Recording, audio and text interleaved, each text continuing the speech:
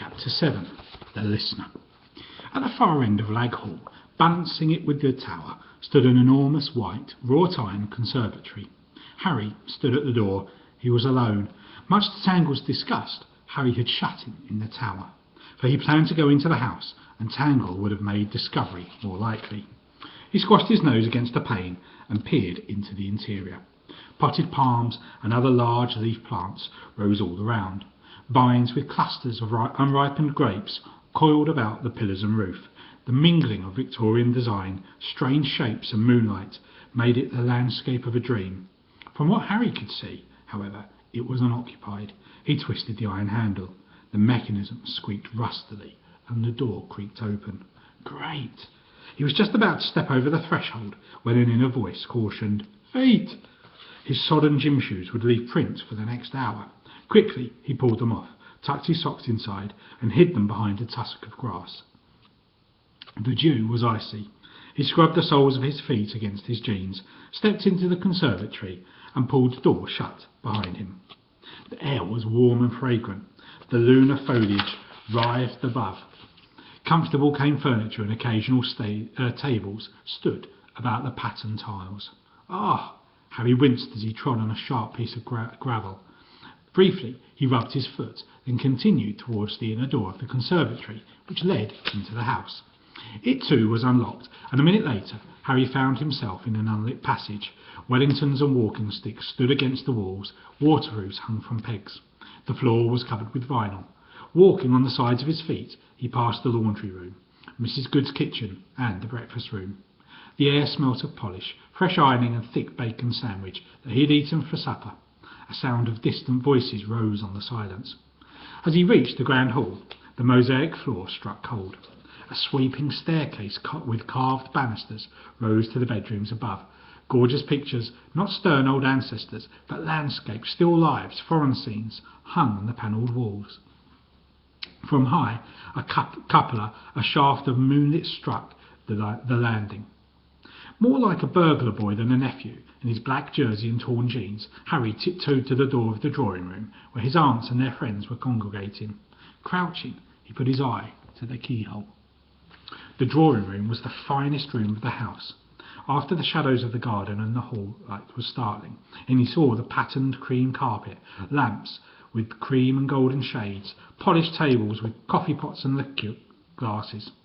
A scatter of stylish oldies, wrinklies his aunt had called them, sat back in comfortable armchairs. He saw Aunt Florrie, Huggy and Fingers, and a man called Max, whom he had met at dinner. In the middle of the room, Aunt Bridget, statuesque in her rich caftan, half sat on the arm of a settee. Her granny glasses winked in the lamplight. A large sheet of paper was in her hand, and she was talking. Harry pressed his ear to the panel of the door. "As I said before," Aunt Bridget was saying, "Florrie will park in the next side street. That's Market Row, opposite the little paper shop. And remember, Nutty's replacing the wings and spraying the Mercedes red, and we're using the Manchester number plates, so there should be no mistake." "Small correction, dear," Aunt Florrie interrupted. "It won't be the Manchester plates, because people keep forgetting.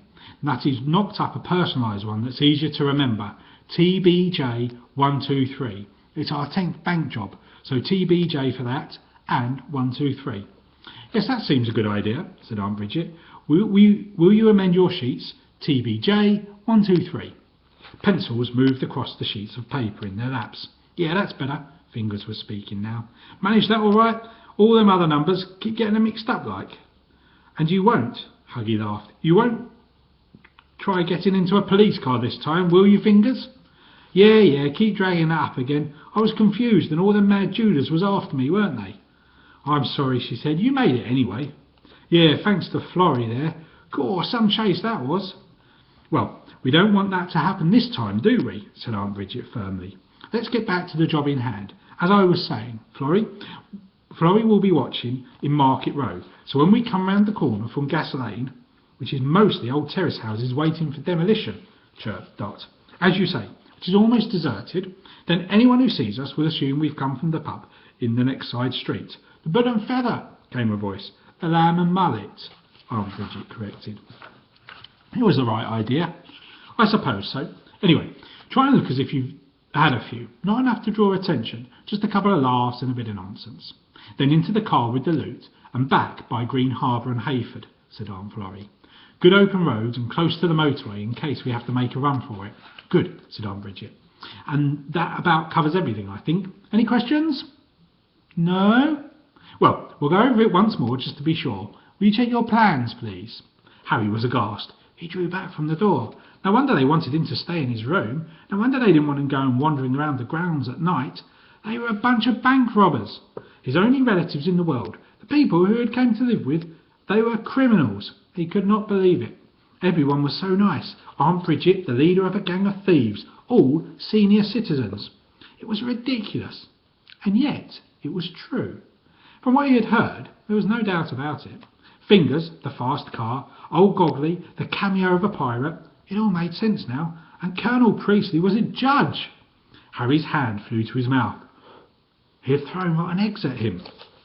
From Gestapo Lille to a nest of bank robbers, out of the frying pan and really into the fire.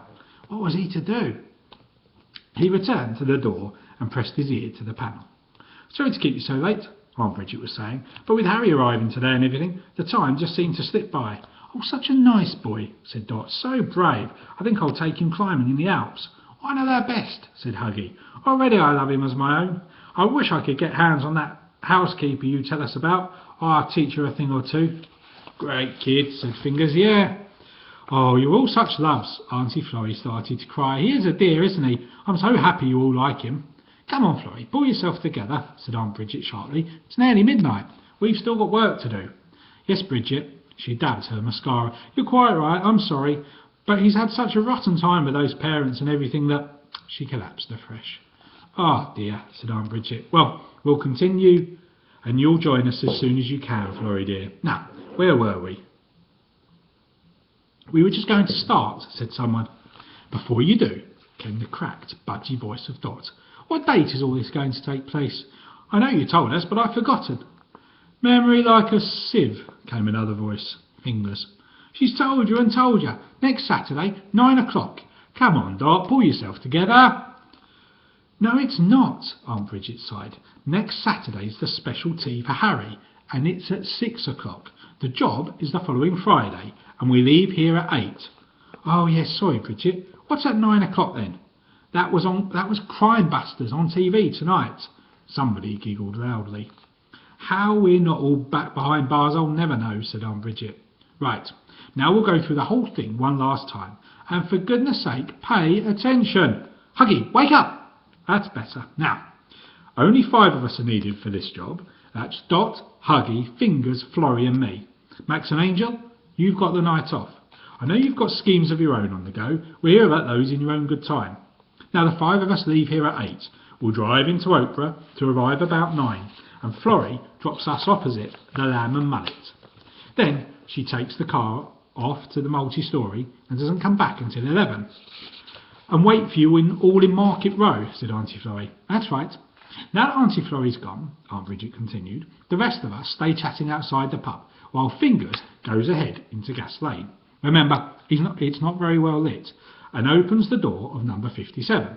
It's marked on your plans. We'll give you exactly 1 minute, Fingers. Don't need no minute, blimey, starting an opening looks like that with a dummy tip in my chops. Nevertheless, after 1 minute, we'll decide not to go to the Lamb and Mallet and start drifting along Gas Lane. When we reach number 57, we'll go straight in and shut the door behind us. Now this is probably the most dangerous part of the job. If we see anyone hanging about or looking from a window across the road, we'll go straight past and wait round the corner by the paper shop. Then try again 15 minutes later. As soon as we're inside, we're safe for a while. Once business is finished and for the day and everyone goes home, nobody lives in any of the premises overlooking the back gardens. No workers, no residents, so we will not be seen. Very good, Huggy. We go straight across the gardens. They're full of long nettles and weeds, so be careful. And over the wall to the back of the bank. How do you know that they're all nettles and rubbish? I look from the windows of the ladies in the tea shop 2 doors along. Aunt Bridget paused for a sip of coffee. Now, to get into the bank, we have to go through an upstairs window, and they're probably alarmed. No problem, said Fingers. Excellent, but we have to get you there first. The nearest drain pipe is about 10 metres away.